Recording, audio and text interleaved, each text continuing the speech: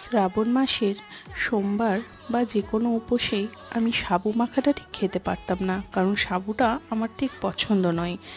কিন্তু মা একবার এইভাবে সাবু মেখে দিয়েছিল, তারপর থেকে আমার সাবুটাও খুব প্রিয় হয়ে গেছে।